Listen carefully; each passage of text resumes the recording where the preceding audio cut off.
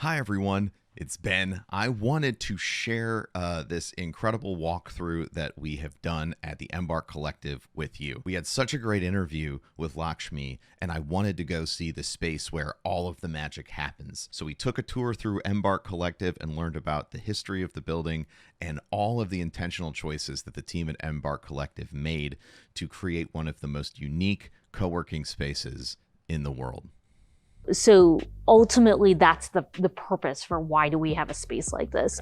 We designed the space in a really specific way. We wanted to make sure that every aspect of the physical space allowed people to build, learn, and collaborate. Right. And the front of house is really aimed for the public. So we have the Blind Tiger Cafe on site. Yeah. So people, it's startup world. You have to stay caffeinated. I had some coffee on the way in here. Exactly. And it's great. Exactly. And then we have our largest event space, which is a fully flexible space where every single night of the week you have a different event or meetup happening here that is focused on technology, entrepreneurship, business. And so you'll see this space configured in various ways, and external teams from around the community, different meetup groups, different networking groups, different organizations, companies will use this space. And it's really intended to be able to bring people into the technology community. It's their on-ramp into this world, and it makes it really accessible. This is a friendly space. It's intended to be that way, so that people can say, like, I don't know anything about this topic, but I'm not afraid to go to the space to learn about it. Yeah, well, that's actually one of the things I love the most. The first time I came here to visit was that it is beautifully designed, right? Yes, it is designed to be welcoming, which is something you don't traditionally see that. You know, most of the time when you go into co-working spaces, even another place we checked out down here, whereas, oh my gosh, it's called Armature Works. Like Armature Works has a unique space like that. Yeah. But it doesn't feel like as comfy and as collaborative as Embarc does down here. Yeah, I think that was very intentional in terms of making sure that we're creating access. If we don't create access in this community, that everywhere you go, there's a digital divide. We don't want to be the reason why we're exacerbating the digital divide. And so if we can create a way that makes it welcoming for people to engage in a way that they know that they're welcome, they know that they're going to be comfortable, they know that it feels safe for them, then we're doing our job and not creating problems or exacerbating problems that already exist in our world. Yeah, so. and I know we got the shot earlier, Paul, but like the front door is literally right behind the camera. And then so you don't get lost when you're coming in. If you're coming in for an event, it's not like you need to go check in at a desk and like all of this intimidation that can happen. It's just walk in, here you go. Totally. Let's enjoy it. Absolutely. So let's keep walking. We'll take a tour through the rest of the space here.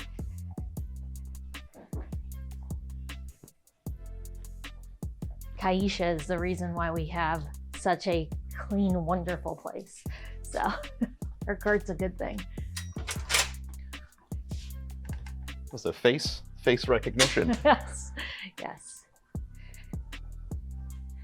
So we designed the space so that the front of the house is really for members of the public, and you go through that door and it's just for the companies that are supported at Embarc Collective. So all 125 and growing companies are able to use the space as they need to. And what's really amazing is that different companies are using the space in different ways.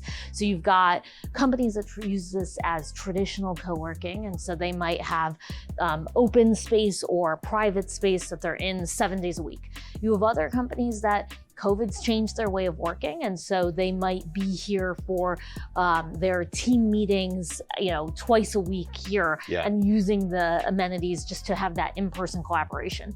Other teams who are completely remote, and so once a quarter they might fly everybody in and do a full day offsite here in one of our different event spaces. So everybody has a different user journey through Embarc Collective, which is what I think makes it very special. I completely agree. I think the intentionality behind designing a space that has multiple facets to it to allow people, again, like that accessibility, right? Everybody pursues end goals differently. Absolutely. So building a space intentionally to allow all of those different paths is smart. And it is something that you have to make a choice to do. Right. And I think, especially coming from an all online space, you know, where most of the people who listen to my podcast are from, there's just as much intentionality that you go into seeing, you know, when someone's making content that exists here, like the intentionality of this space. And it's like you said, considering the user journey of every startup. And it's one of the reasons why we love working with you. And it is really, it's super obvious from the moment you walk in that everyone is welcome. Yeah, absolutely. We divided the space into neighborhoods. So what that really means is that we've got different private offices that surround open areas. And so what that can allow is for teams to spread out from their private offices. It also allows for different interactions to occur between companies that do have private space and companies that don't. And it also creates different spaces and environments for people to work. And so you've got prominent, big in-person neighborhoods over here, but if you want a quieter one where it's a little bit more tucked away, that's good for you as well here. We've got different amenities throughout the space that are kind of hidden. So over here we have a content creation studio that's tucked away for folks that need to record a podcast or, you know, be on the receiving end of it, and different conference areas throughout the room or throughout the space. And then the key for any startup focused spaces, lots and lots of whiteboards. So you cannot think. It's the gigantic whiteboard. Yes, and this is like where you see people, especially what I love is when two people from two different companies will just like pull each other and say, hey, can you just help me think through this? And then you think out loud and do it on a whiteboard. That's so cool. You can't have anything without lots of whiteboards.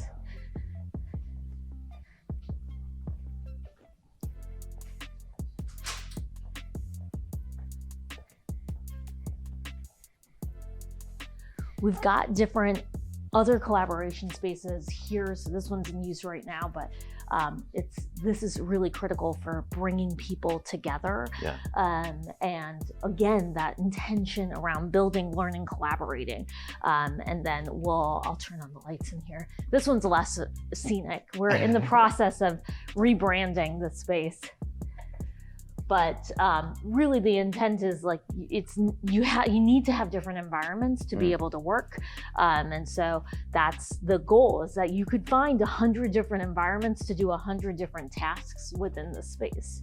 So one of the things that I'm noticing as we're walking through is that every space is very visually distinct. So you know like what part of the building you're in. Can you tell me a little bit about what it was like to, like what drove that decision making?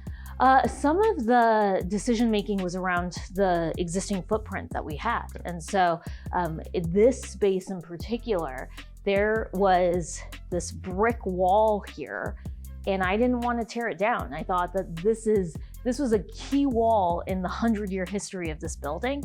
And so it naturally created its own subdivision for the space so that we could keep that wall as is. That was an original wall. And then we just built this wall, and they sort of mirror each other. So some of it is using what you have to sort of fit the vision inside of it, versus always having to create net new. And that was really intentional. We kept the floors, the ceilings, and the exterior walls all intact for this building, as a way to pay homage to the fact that this is a 100-year-old building with history that's much bigger than ours. That's so cool.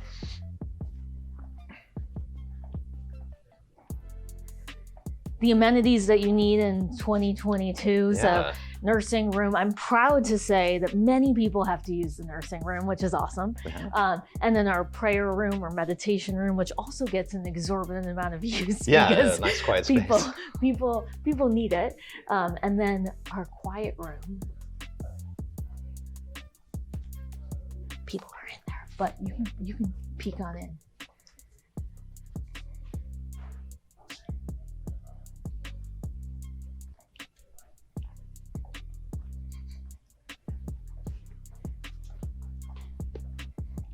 Gotta be quiet. You're really quiet by the quiet room. It's like It's like the quiet car on Amtrak. The first time I came here, I remember walking through this whole space with Mindy, and then we came through this door, and I was like, wait, there's like more? Wait, there's like more. So much more? Yeah, so the original plan was to destroy this building, and I said, no way, we can use this. This is perfect space for growing startups. So we connected these two buildings with this breezeway, which is fun because like, when it's not July in Florida, this is a lovely place to work. Yeah. And we just added this year this mural. I love it. It really is supposed to speak to the focus of community in our space. And I love sort of the abstract approach to this. Yeah, it's the art on the mural is very fun and inviting. Yes. And so the upstairs and the downstairs of this space are for larger companies. So the path through Embarc Collective could be for some that you start as a solo founder, you work with our talent strategists, build a team, you might take a smaller office, continue to build your team. And as you need to form your own culture, but still want to leverage some of the benefits of Embarc Collective, you might move into one of these suites. And so all up and down, upstairs and downstairs, larger startups, sort of 6 people plus, have spaces here. So they're forming their own culture, but they're still steps away from the rest of the amenities of Embarc Collective. Yeah, and it really is, just like you said at the beginning. Yeah. There's space for everyone, regardless of what size you are, where you're at on your journey. And like what vibe you need and what connection to community. Not everybody needs to be in the thick of it at all times. Awesome.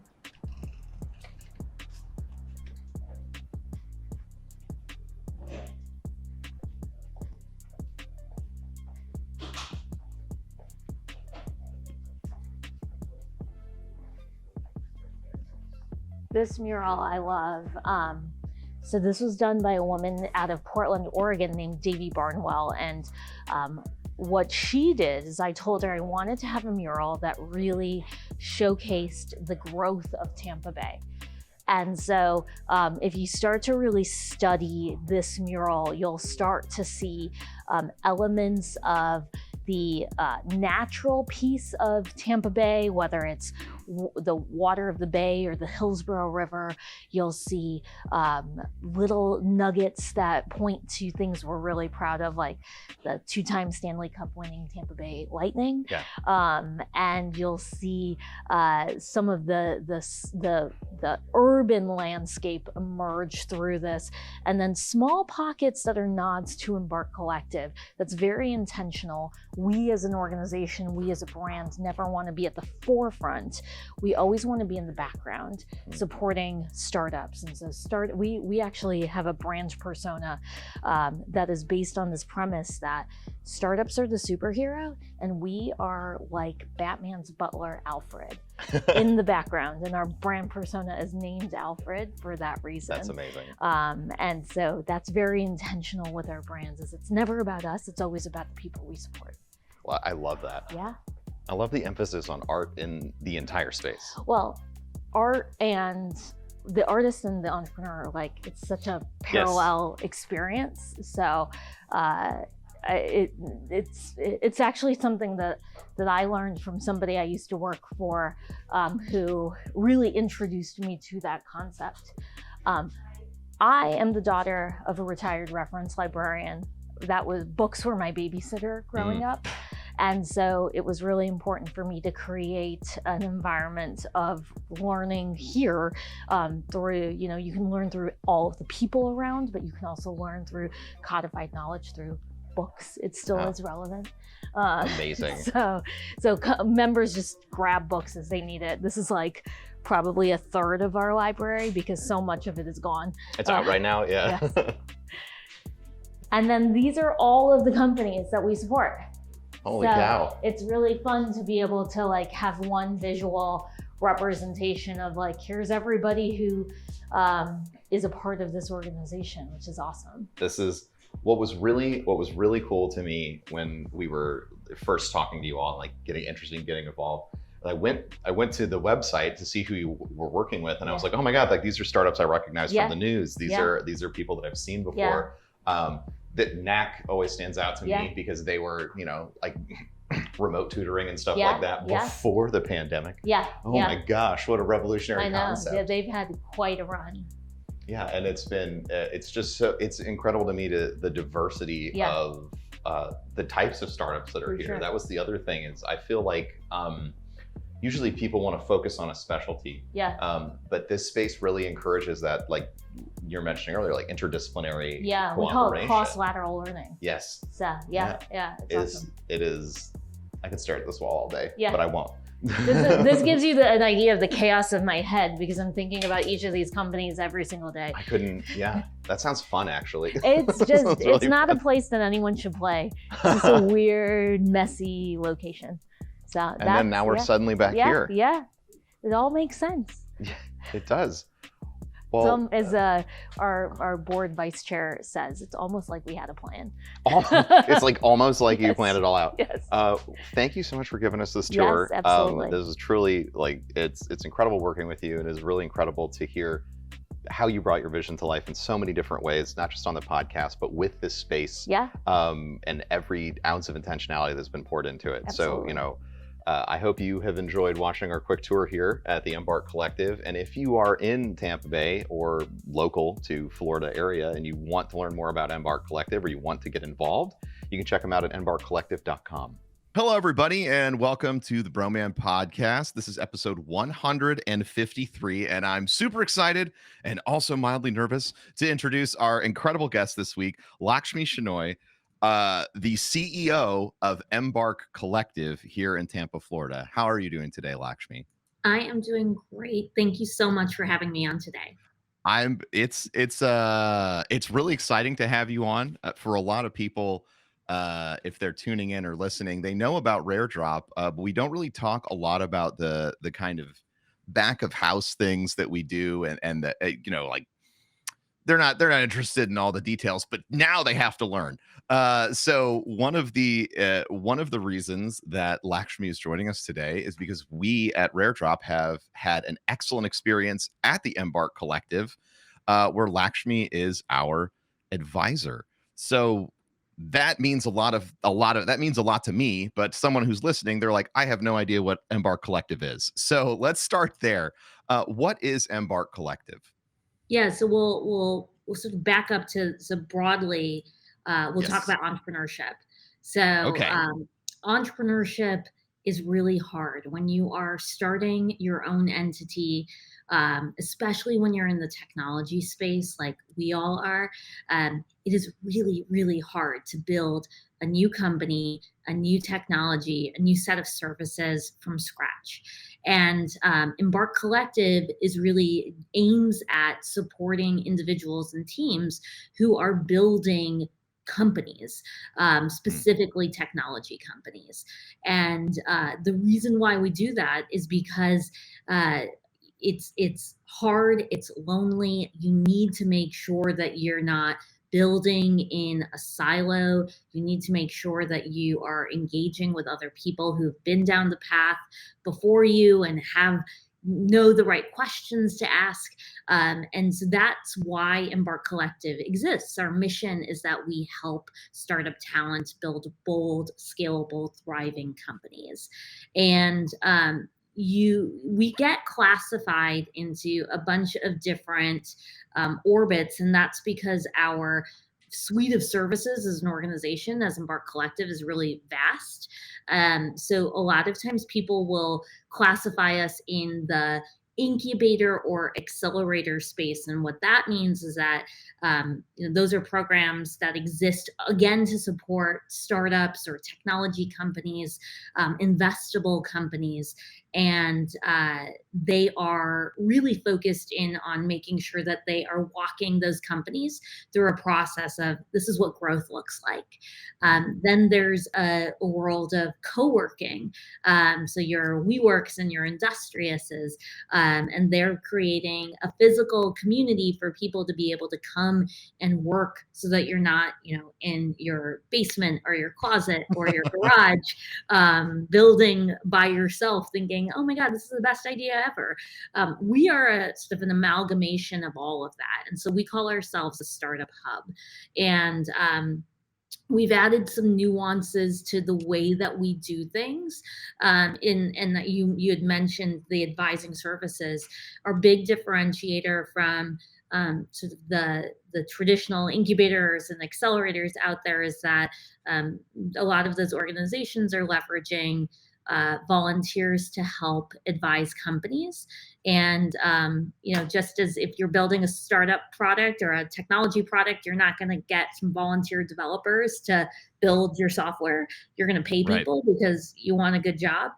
That's, I believe, the same thing out of our advisors. So we have a paid set of coaches that work with all of the companies that we support. So we don't have any volunteers, which makes us really different from some of the organizations that might be classified as peers. And so Embarc Collective, we do all of the support in this very sort of the advising standpoint. We create group programming. We have a physical 32,000 square foot hub. So this is the reason why we get classified as all of these different things, because we're a little bit of everything.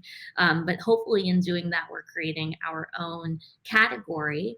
And we support nearly 150 startups, which is really cool.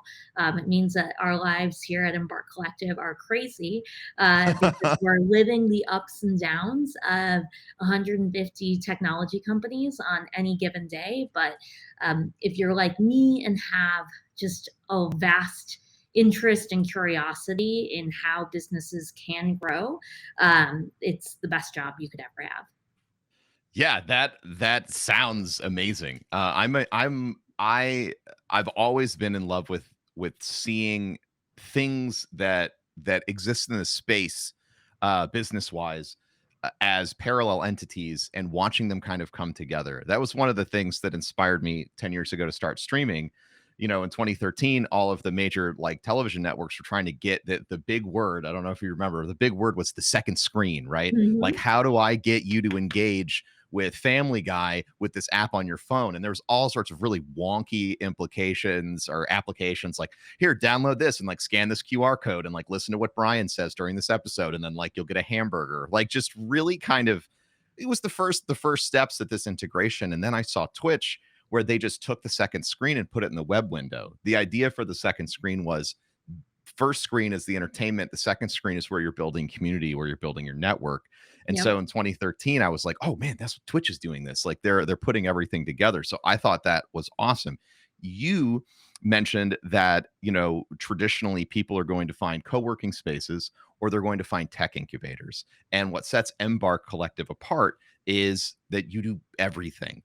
How have you found it sort of getting that idea started? Because I know from my experience, trying to get an idea where you're like, oh, we're going to take these two things and put them together, sometimes it's difficult to get buy-in from people, to get people to understand. What sort of hurdles did you have when Embarc Collective was getting started? Absolutely. I mean, this field of work of supporting startups is still relatively new.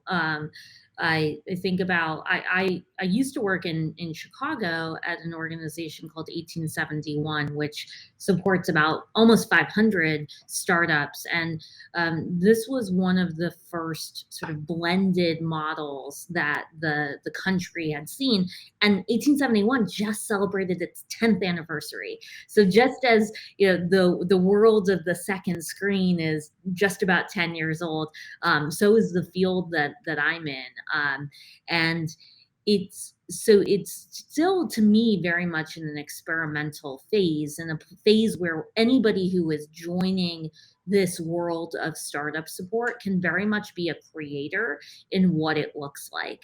And my advantage of coming into this role at Embarc Collective was that I had gotten to work with most of the major hubs and top accelerator programs around the world ahead of doing that. And so I developed a really strong perspective around what works and what didn't work. And then I got this opportunity to build something from scratch for the Tampa Bay area in Florida, and really the state of Florida at large. And so this was a rare opportunity to take all of those learnings and say, okay, there's I've kind of got a free reign to build something that's going to create impact. What, based on my learnings, what are my best hypotheses for how that's going to happen?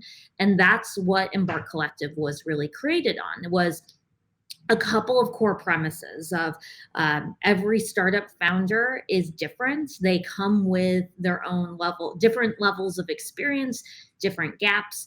And if we're truly going to support them, we have to appreciate and embrace those nuances and their experiences and not treat it as a one size fits all, but instead as an individualized experience.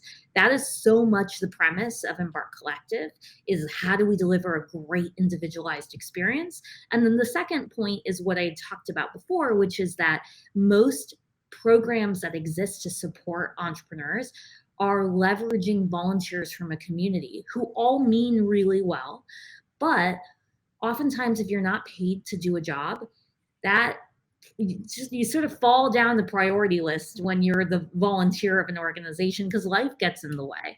And so if I compensate somebody for their time, all of a sudden I have access to getting the best quality individuals, vetting them, and ensuring there's a level of accountability because they're paid to do this. People will do things for money. And coaching startups is no different. This is a shock. Exactly. And so those are the two core premises that that sort of made us different. And then the things that I really loved about all of the organizations that I'd worked with before is the power of community, and the fact that if you can leverage other people's learnings, and if you offer that same level of learning to a community, everyone is going to move forward faster. And so that was a key insight that had to be brought into the world that we're in at Embarc Collective. And then the same, this is probably debatable in the world of COVID, but I still maintain that physically being with other people, even if it's not 5 days a week or 7 days a week, really does matter and does create efficiency, does create collaboration, does create deeper relationships than what you could necessarily get if you're fully remote. And so us having a physical hub, a 32,000 square foot home for all the startups we work with, really allows them to engage with each other on a level that they wouldn't do if they were just a virtual community. Yeah, that is something we experienced at Rare Drop during COVID. Is, we were very creatively focused around GCX and our other tentpole content like this. But it becomes very difficult when you can't kind of sit down when you're feeling inspired and just be like, oh, let's knock these ideas out, when everything has to be a scheduled meeting, especially in any profession that requires creativity. It can be super difficult. It really it's really stretched me personally, COVID, to be like, to go from being able to sort of just get creative whenever and make it happen, to being like, no, you have to, like, okay, it's like a concert, like, okay, now play, like, it's the right time. And it takes a lot of effort to sort of retool that skill to be something that you can kind of flip on and off. And that's something that we experienced at Rare Drop. And we're still learning how to work around it. And working remote introduces all sorts of other kind of communication problems. Everybody's written communication skills not at the same level. There's a massive it's incredibly difficult to display nuance in text. I read like 10,000 lines of text a day in Twitch chat. And it's really hard to pick up when someone's being sarcastic or trying to make a joke or trying to be serious. And you insert that into a business environment, and it can become like a recipe for disaster. Miscommunications can become very easy. Yeah. And how do you build culture when all you have is an email and Discord or Slack chat? It's so hard. I wanted to sort of circle back and talk about what you mentioned about the individual experience of the companies at Embarc, right? I loved the way that you put it, and I'm obviously paraphrasing, that people come in and everybody has things that they're good at and things that they need assistance with. It made me smile, because I'm like, I love doing what I do, but I always call myself a business idiot. Like I didn't go to school for that. Like I didn't learn all of the skills. Like I've had to have practical experience when it comes to business learnings and things like that. And I've picked some stuff up along the way, but it's definitely a place where, I knew we had a lot of room to grow at Rare Drop. How do you go? I guess this is a twofold question. One, how do you go about identifying those deficiencies when you're working with companies? And then two, what is the strategy for addressing those deficiencies? I know that that's like everybody's different, but what's Yeah, the yeah. what's the core strategy for that? Absolutely. I think the premise with Embarc Collective, what we have the benefit of being able to do is have companies apply to be a part of Embarc Collective. And the Mm, goal of the application process isn't to sort of say no to as many people as possible. It is to learn about the founders that we get to work with. And I always tell people who are applying, like, show us your blemishes, because ultimately that's where we want to help. We're not, if you had everything together, you probably wouldn't need us. And it wouldn't be that fun to watch you grow either. It's got to be mutually beneficial. And so when we are working with companies at the get-go, in that application process, they are outlining for us, here's where I need help. Here are my goals. Here's where I feel like my goals are totally under control, but here are the ones that I'm really worried about. And so a lot of that first engagement is dependent on the founder's own ability to be self-aware about where they are very strong and where they are actively wanting help. And that having that self-awareness, especially when you're building a company, is so critical, because it allows you to know where you need to ask for help. And I had mentioned how lonely entrepreneurship is.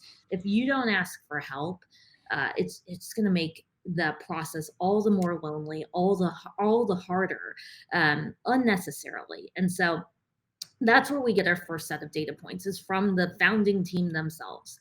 And then as our coaches are working with companies, oftentimes we'll start to reveal in just our conversations different areas that may require development. And it's not the fault of the founder. We work with such a diverse, and with 150 companies, we're working with such a diverse set of individuals. And so some of these individuals, they've started companies multiple times, have had successful exits of those companies. Other individuals might have been in industry for 10 or 20 years, found that they had a really key problem that they wanted to solve within their industry. And this might be their first time building a company, but they know their customer and they know the pain point extremely well.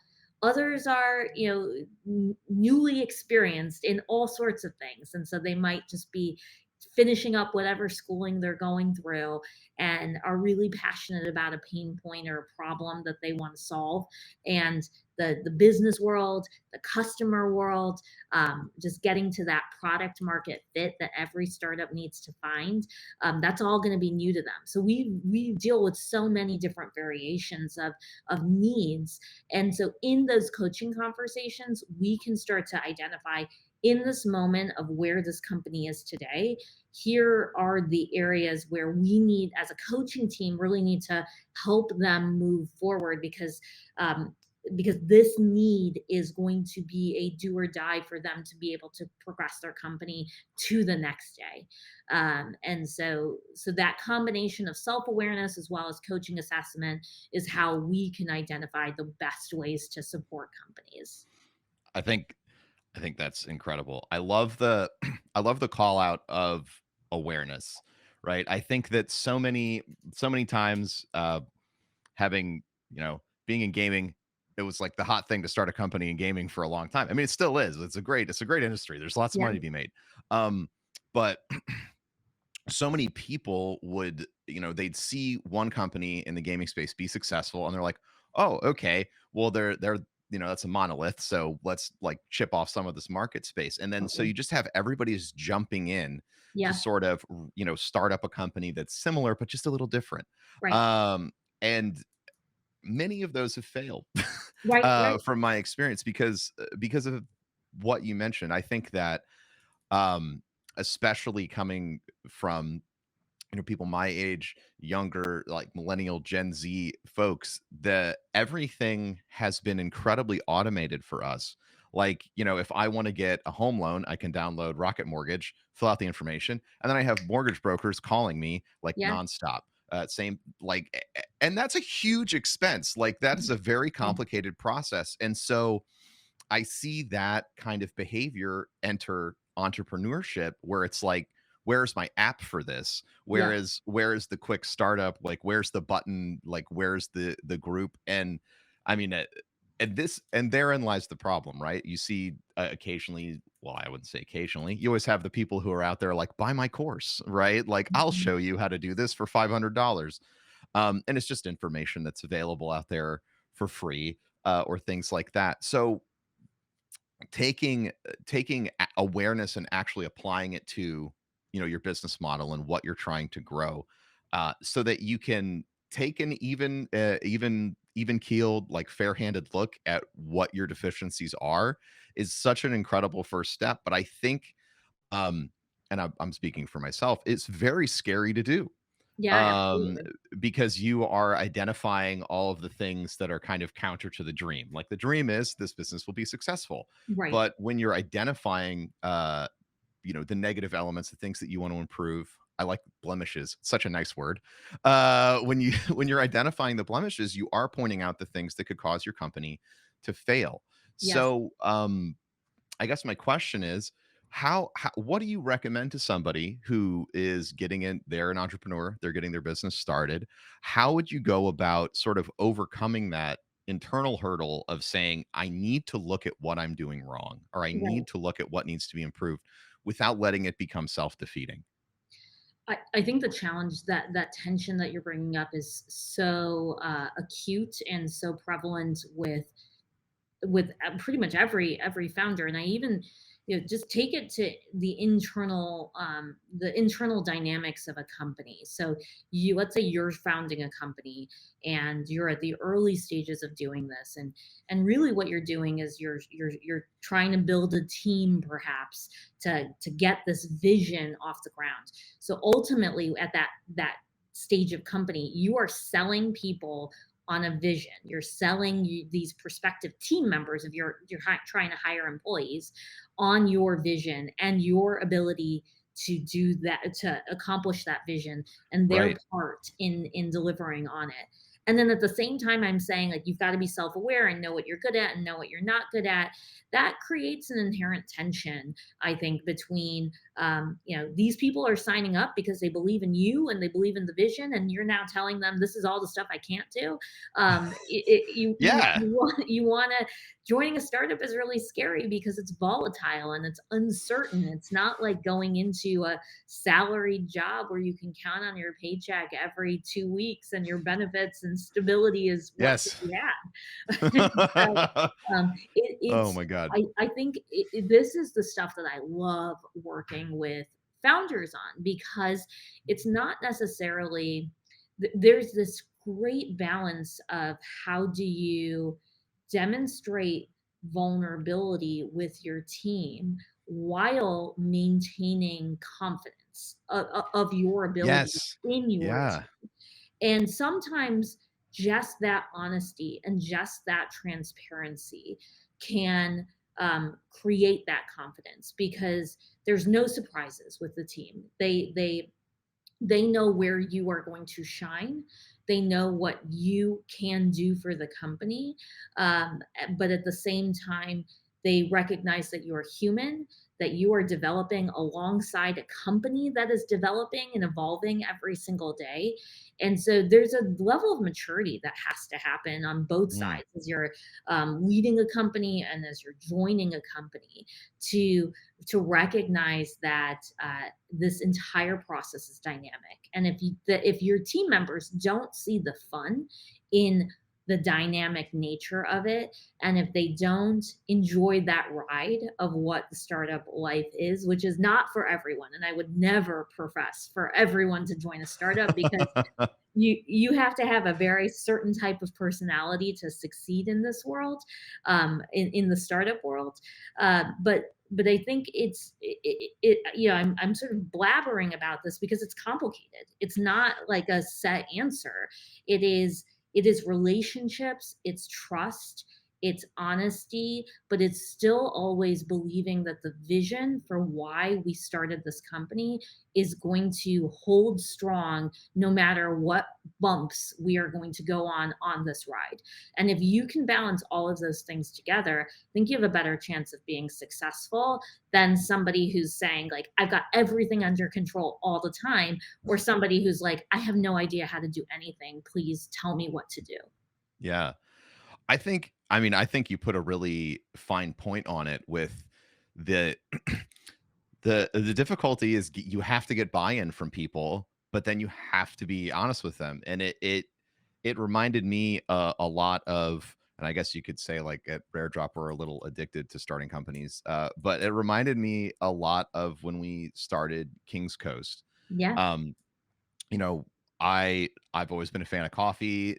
We had a whole bunch of sort of situations align when we founded that company. But you really have to fight for a footprint in that space. You have to go out there and believe that what you're doing is, is the best, and here's why it's different, and so going from that attitude to trying to have a meeting behind closed doors and essentially say, like, where are we messing up? Where can we improve? It's difficult. And then there's I'll add this additional complication I feel like we experienced is you have to balance your time. And it's really difficult to make the choice to say, let's work on our deficiencies, when at the same time you feel like you need to be leaning into the stuff that's helping you win. Right. And so just like you said, it's a super complicated, multi-focus problem, and there isn't really a blueprint unless you have mentorship, in Yes. which case, and I think that word, it gets thrown around a lot. I'd like to start this conversation like back.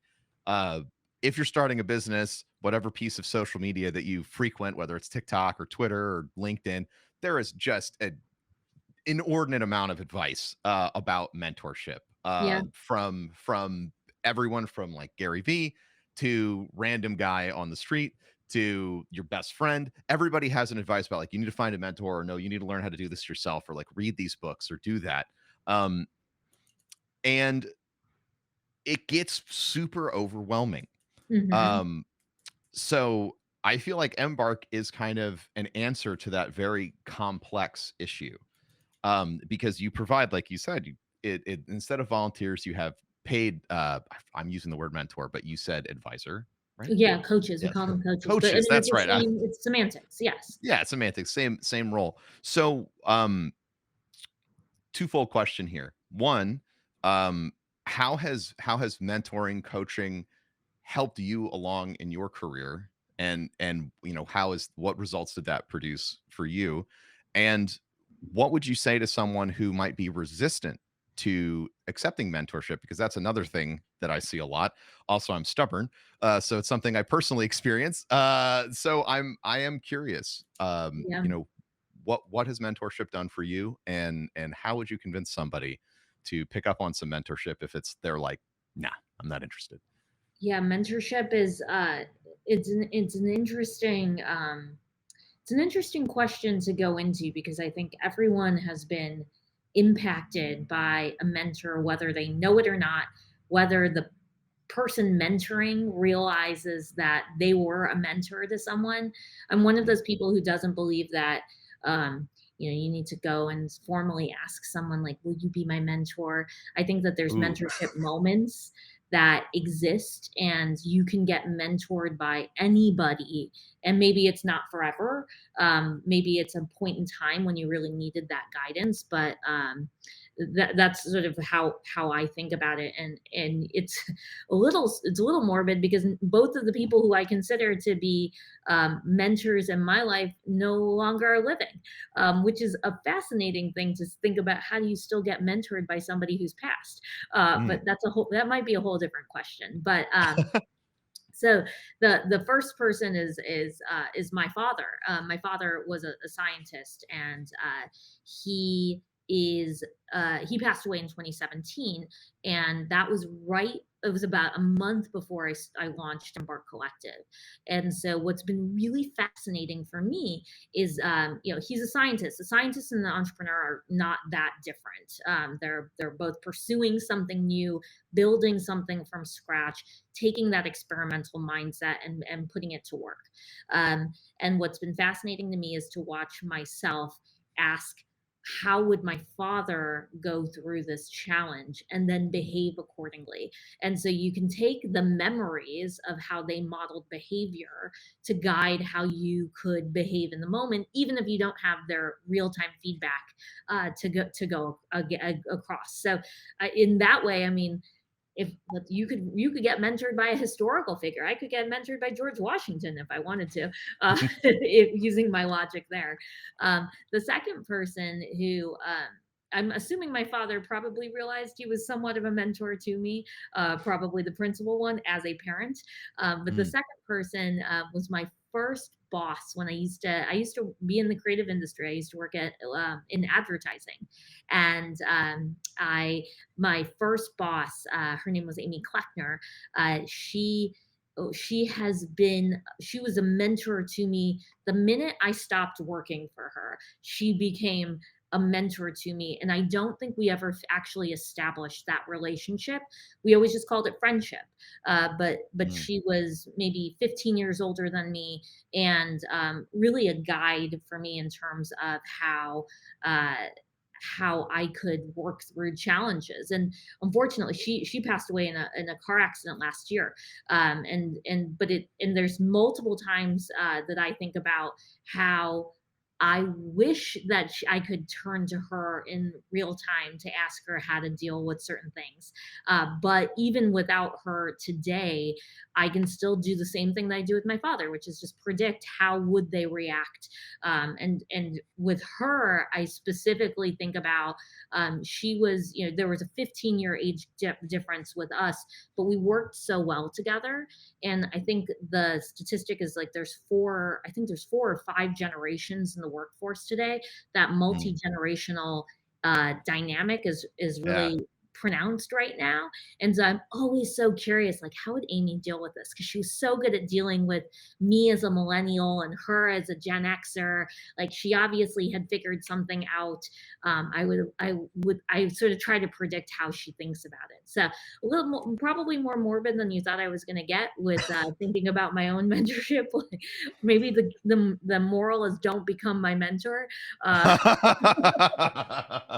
No, I mean, I actually really appreciated that story because I think that in your experience, because we if you're getting advice from, like the general public or, random people online, there's so much focus on God, this is like old term from like dating, but like define the relationship. yeah, Like, what are we? Are you my mentor? And it's for me as somebody who's more introverted, like that's a super high pressure situation. totally. But it sort of in my mind, I immediately went back to that idea of openness, right? Like if we're willing to be open with ourselves, we can ask ourselves questions, put ourselves in someone else's shoes and see how they might address what we're encountering. And that is what we all seek from somebody who's mentoring us. So Yeah. whether they are presently with us or they are past, we can still learn from them and apply those lessons to what we're experiencing today. And I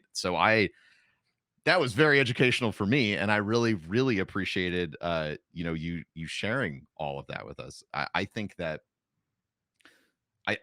when we take the time to look at ourselves openly, we can really learn a lot from everyone around us. And I also like the multi-generational workforce. Kevin, our CEO, he's Gen X, and then I'm bridge Yeah, the generation, Zillion. and then Yeah.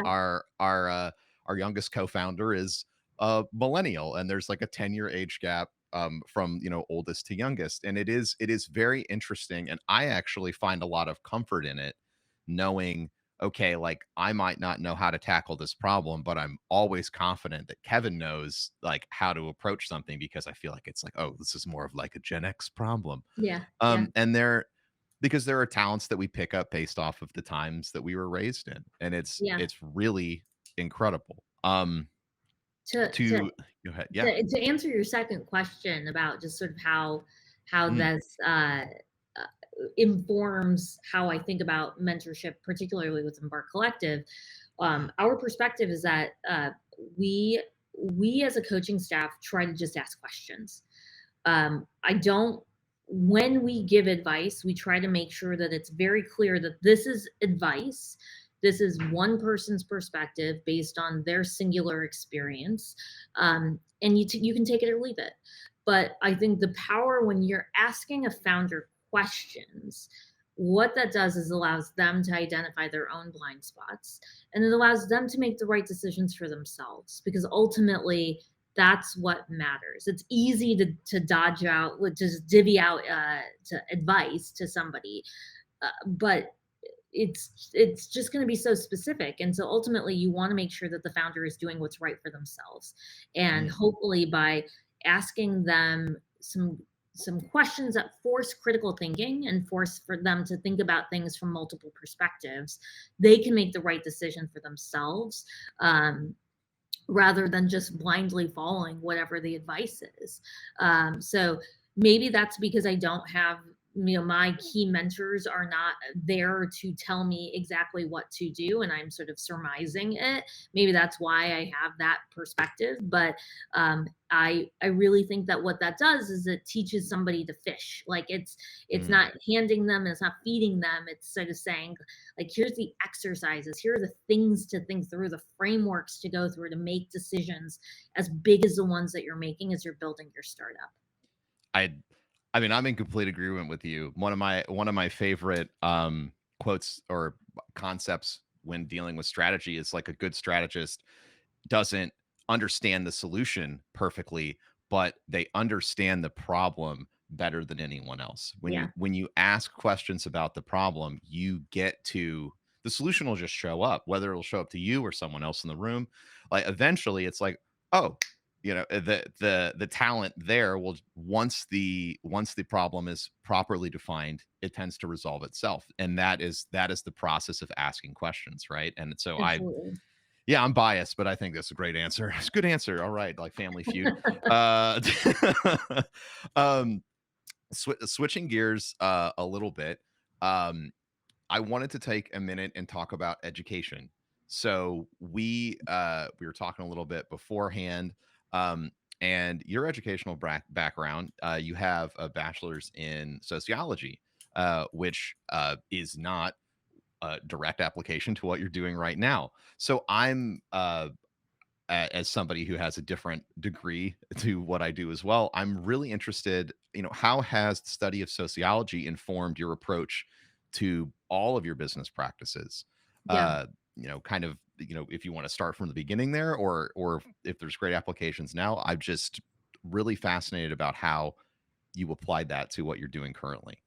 Yeah, it's such a good question, because I think it's more relevant today than it was when I was getting my degree. Mm, Somebody had told me, and I wish I knew who, because it's important. It was important insight, is that the jobs that I will have in my lifetime have not yet been created, and so I realized that I heard that young enough mm, to, honestly, it almost, it's probably sounds terrible, but I realize it probably doesn't matter what I'm going to study in school, because mm, I just need to make sure that I am a lifelong learner who has the basics of, what do you need to be able to do a job, in more of a professional setting. You need to be able to read, write, critically think, and communicate. right. Um, and so as long as I had those skills, it didn't really matter if I studied, business or sociology or English or whatever I wanted to. I would be able to develop those skills to ensure that I could stay gainfully employed in some job or another that is yet to be created throughout the course of my career. That was truly my perspective as I was going through this. So I ended up studying what interested me. And what interested me, maybe it's just because I was an introvert, not necessarily the most popular. So when you're not the most popular, you end up observing a lot rather than being in the middle of the mix. And so I developed a real fascination to just watching people interact with each other. And so I could have studied psychology, but I thought the ways that groups behaved was more interesting to me. And so that's how I stumbled into sociology. The skills that you learn when you're studying sociology are around recognizing patterns and being able to dissect qualitative and quantitative data. And little did I know that that was actually going to be pretty relevant and useful to my world as an inherent skill, not one that I am paid directly to do, but one that I am the capabilities I am expected to have in order to do my job. So I loved it. I mean, I wrote my BA thesis in school was about why universities change. Again, maybe I was ahead of my time, just seeing how quickly universities have had to change over the last decade just to match the expectation of the student client base that they're serving. But I think it's really fascinating to take a look at how groups of people can cause institutions to change. You can tell I'm a true nerd at heart, and so my answer here is probably reflecting on that. Oh, I think that's an incredible answer, right? I didn't study sociology, but I think it's very interesting that now it seems like it would be like the perfect degree, right? Like, oh, well, I would want to understand how to quantify and qualify all these different groups, how they interact. Because at this point, when you talk like that, it just sounds like you're describing social media, Right. which is a gigantic sociological experiment that we started for better or for worse as humans, with the internet, which we may or may not have been ready for. Right. But we're here now, and we're all sort of dealing with those consistent interactions. This is great because you led into my next question, right? So as education has evolved forward, the conversation around college in particular has sort of changed a lot. I started hearing it when I was going to college, but it's super relevant for anybody who's Gen Z. There's all this advice about why you just shouldn't go to college, you should just get started. Yeah. So I'm really curious about your perspective on that. And what place do you feel like college education, graduate education plays in the business space right now?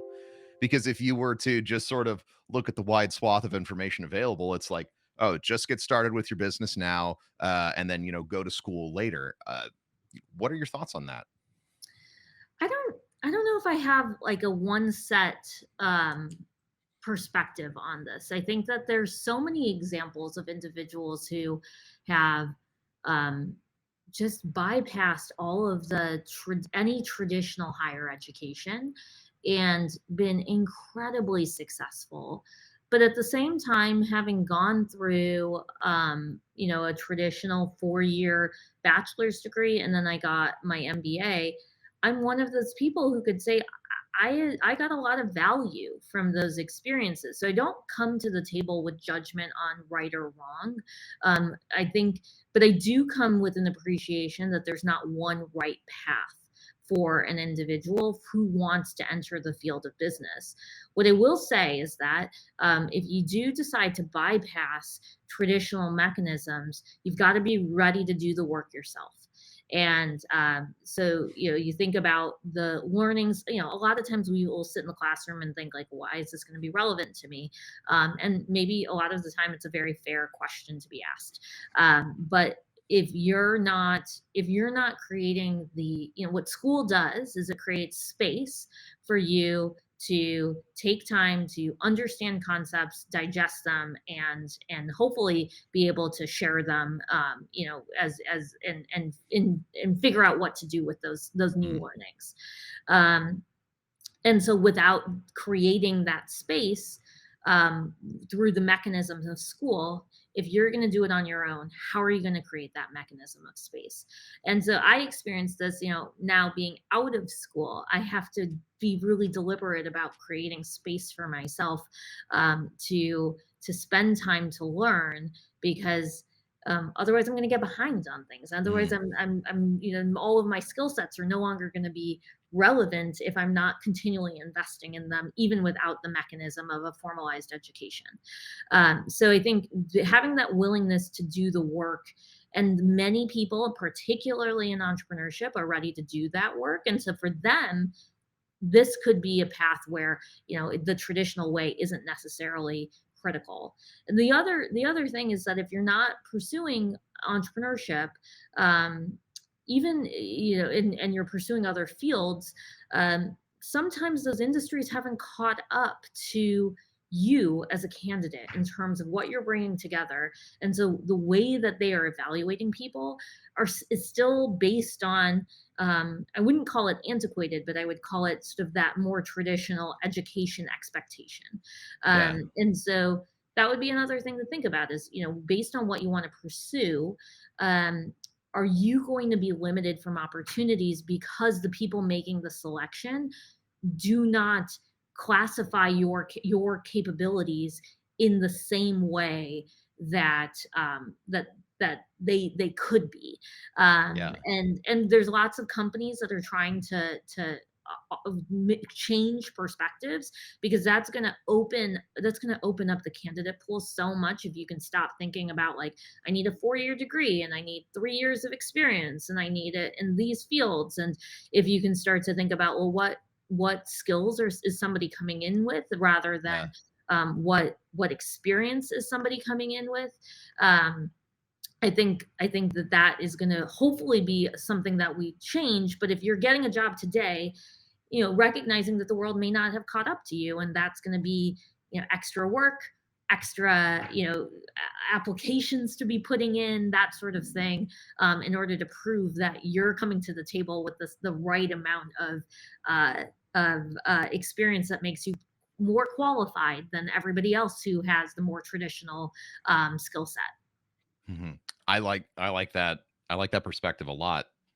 I hadn't considered the employment market not catching up, in a similar. It's still very much like, the Y2K, like everybody's evaluating things the same way, even though we've had all of these advancements. And you see companies get dragged on Twitter all the time, like, oh, hey, look, entry level needs master's degree, right? Like, just absolutely just requirements that are totally incongruent with how people's lives are like how people exist right now. And it those companies appear to be undervaluing people's skill sets because of that lack of adaptability.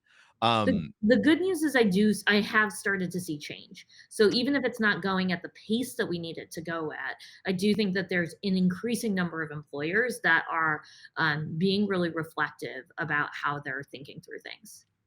Yeah, that's great to hear. I know, like, for us, when we're hiring people, it's always based off of a body of work. How good are you? How creative are you? Let's see some shows you've done and everything like that. So it's very merit based, and we want to evaluate people holistically. Yeah. You brought up the point of continuing education. So I think the other thing is, once people get started in an industry, it doesn't necessarily mean you're done learning. Which is like, I don't know if it's new for our generation or not, but I definitely felt like when I was growing up, my dad was like, this is my job. I know how to do my job. I've done my job for 30 years. It hasn't changed. And I mean, I don't even think I worked at Starbucks for more than 2 years without it like the whole job description completely changing.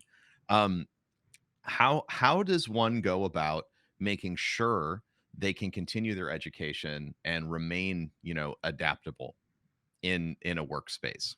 Or to make it maybe easier to answer, what techniques do you have to sort of guide your learning? Yeah, I think there's you got to be an inherent curiosity in an individual in order to be successful as a lifelong learner. If you're totally right in terms of a generation, like two generations ahead of us, their motivations were different. I believe. Mhm. Yeah. Um, than what the subsequent generations have been motivated by, and that's really more on stability and how do I build a better life than the generation before me for my family. All very good, all very good motivations to have, very understandable motivations to have.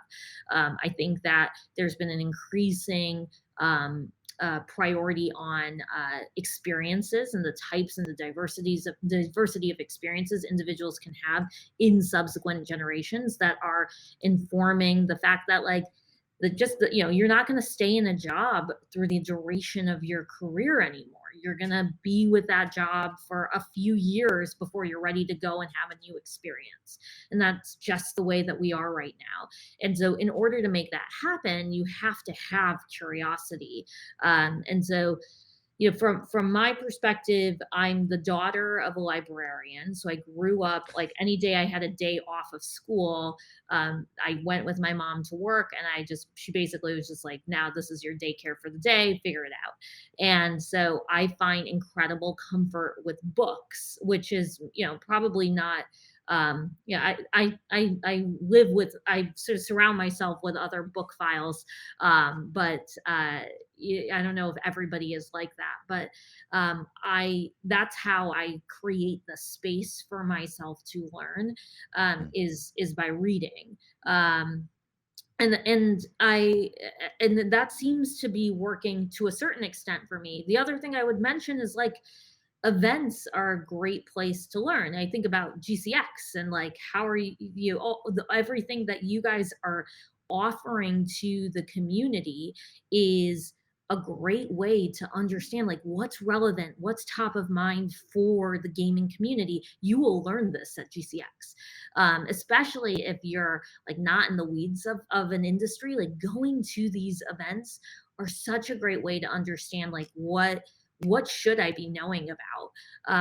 And I was explaining your world to my husband yesterday, and he's a tech entrepreneur who works in the photography technology industry. So really just an adjacent world to where you Yeah. guys are.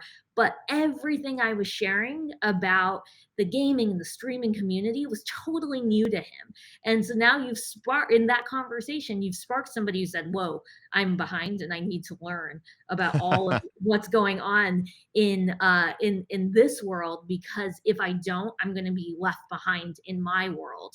And so I think just that consuming of information, which is hard because there's so much information to consume, and not all Yeah. information is equal. But I think those are my strategies: is reading about it and then sharing. I really enjoy sharing learnings. Hopefully, probably.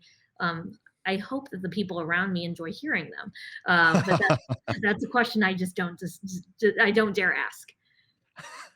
I really like the way that you said you surround yourself with books, right? So you put yourself in an environment where it's really easy to learn.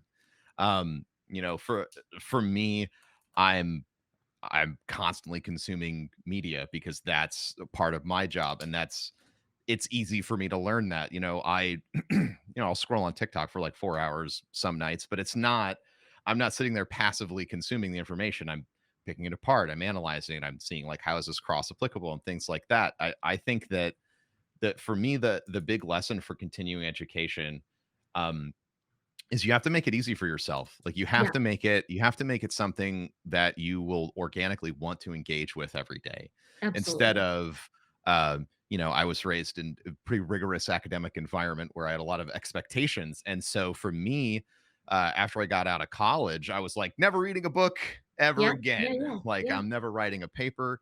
Um, but rediscovering that desire to kind of continue my own education and to pick up a book again, I was like, oh wow, have you I, just much like you, like the first time I read a book, I was like, have you read books before? Like, It's a new do you know thing. what are in these books? Like, wow, it's just there. It's $15. It'll change your life. And yeah, everyone's, yes, those are books, Ben.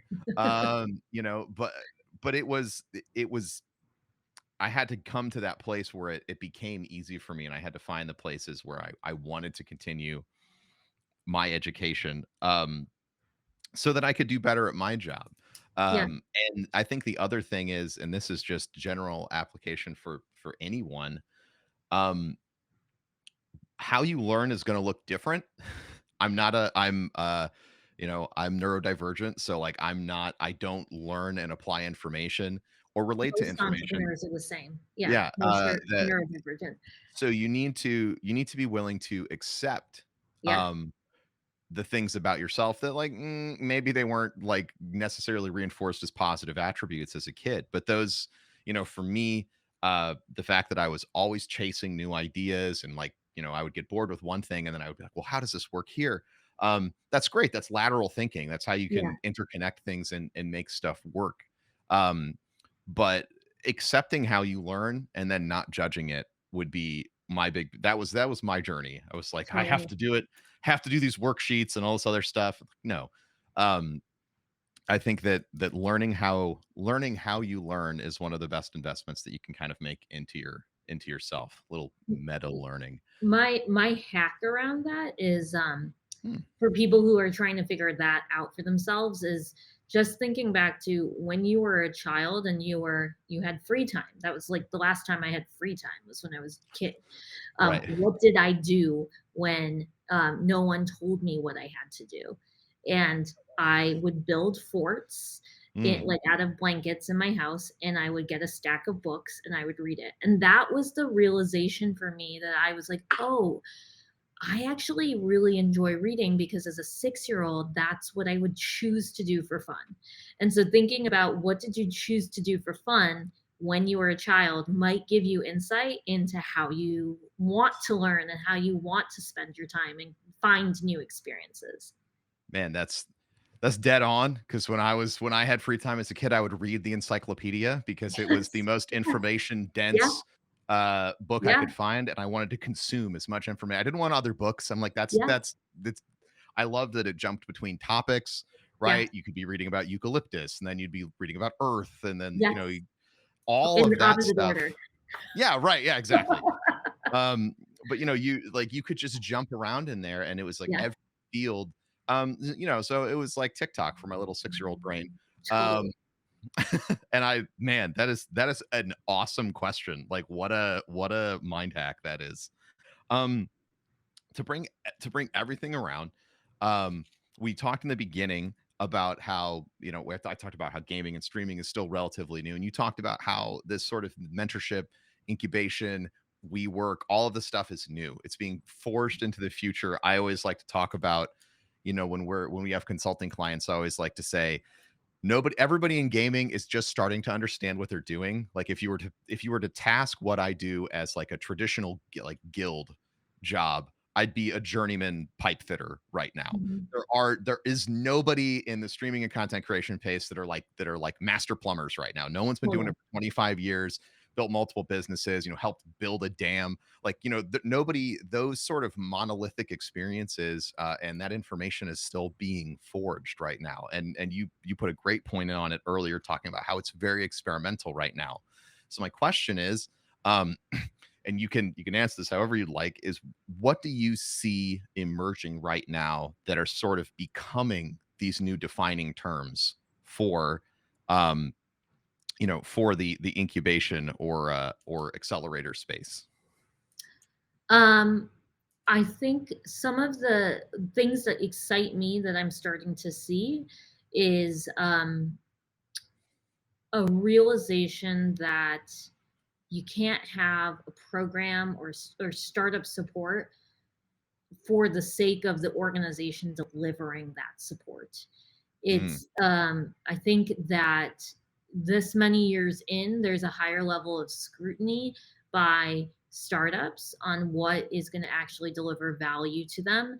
There is a higher expectation of how you're going to use the time, and if you're a program that takes ownership in the company, how you're going to take ownership in their company, what value is expected coming out. And so I think that yeah. that's forcing a leveling up of the industry to ensure that it's not just a like go through a 12-week curriculum with us and we'll maybe solve all your problems, but probably not.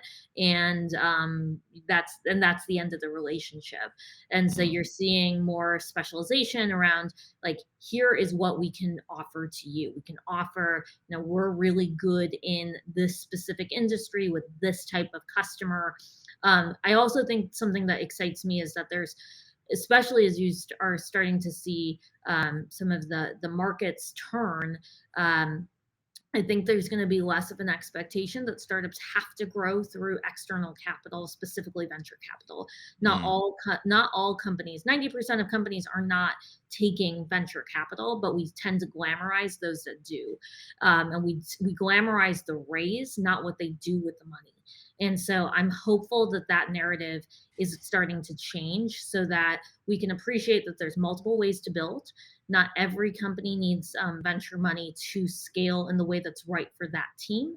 And let's start to focus on the narrative of, okay, now that you've raised, what are you doing with that money to actually grow your company and deliver a higher value to everyone involved? Yeah, I love that. Because I think that's, from our experience at Rare Drop and at King's Coast and with GCX, it's very much, it's been interesting for us to be running things solely off of profit and revenue with not strange for us. Like, we're just like, this is running an appropriate business with balanced balance You're sheets. actually building But a business. yeah, but for people that we talk to, whether it's like, whether we were seeking investment or whether we're just trying to see how to grow, people are flabbergasted. That like we've sat down with meetings and they're like, what do you mean you did all this without venture capital? And it's almost like they don't know how to classify a startup in their own mind if it hasn't come out of, like, how can you be successful if you didn't have somebody come in with a fat check in the beginning? Right. And it's because we're excellent, operators in our space, and Yeah. we've grown from that. And so I would love to see the conversation evolve from, what was your raise to what are you doing with the money, and an actual oh man, there's so much commentary I want to make about the gaming space right now, but I'll withhold my comments. I'll just say that in gaming in particular, there's been a lot of people writing a lot of blank checks, and the rent's coming due on a lot of those projects, and they have not performed. Yeah. So from, just like you said, the market is sort of turning over. I think that gaming was the last sort of bastion of like, oh, it's really easy. I'll just like throw my VC capital at this esports team, or I'll throw it at this production company, or I'll throw it at this this new emerging brand, and it's just going to make me money because the space is never going to stop growing. And this, we talked about this at the beginning as well, but it really boils down to, the companies that are starting up in any space have to really be solving a problem. It can't just be a copycat. It can't just be a similar product with a different skin on it. It has to be operationally sound. And I feel like, and solving a problem. It's got to solve a problem that exists. Oh man, we need to do this again. We need to, because I want to pick your brain about the blockchain space and all of the, Web3 stuff, but we won't have time for that today, unfortunately. So, Lakshmi, thank you so much for joining me. This has been an incredibly enlightening conversation. I'd say hands down, if anyone is an entrepreneur, this is probably the best podcast we've done for that. So here at the end, I like to give all my guests an opportunity to sell your stuff, whatever you've got going on right now, whatever you want to promote, personally, professionally, anything that you'd like people to know. The floor is yours. Well, I appreciate that. And I've had a lot of fun in this conversation. So thank you so much for such an engaging discussion. And in terms of what to plug, my life is Embarc Collective. So if you are listening and you find yourself in Florida, specifically in the Tampa Bay area, I'd love to meet you, especially if you're an entrepreneur. So just drop us a note. Our website is embarccollective.com, but it's EMBARC collective, collective.com. And then we're on social, and we half the time it's me responding to these things. So it's I'm a scrappy founder myself, but would love to engage. And then if you're not in Florida, we're really working to try to highlight some of our thought leadership, because the team that we have here is just second to none. And so we really want to make it a point to make sure that some of the knowledge that we have and some of the patterns that we've seen, we can share whether you're in Florida or not. So keep an eye on our website, on our social, because we're really doing some concerted efforts there. Wonderful. So go check out Embarc Collective, all of you. I swear, if you listen to this podcast, you better do it. Thank you so much for listening today. If you want to rate or subscribe to the podcast, that's super cool. But like I always say, the reason we do this is to spread knowledge. So I would care much more if you could share this podcast with whoever you thought about while you were listening, friend, family member, whoever it was. Right now, text it to them. Thank you so much for tuning in. I'm Professor Broman. You can throw my name in any search bar. You'll be able to find me. It shows up quick. Thank you so much for tuning in. Lakshmi, thank you again for joining us. And we will talk to you all again soon. Bye, everybody.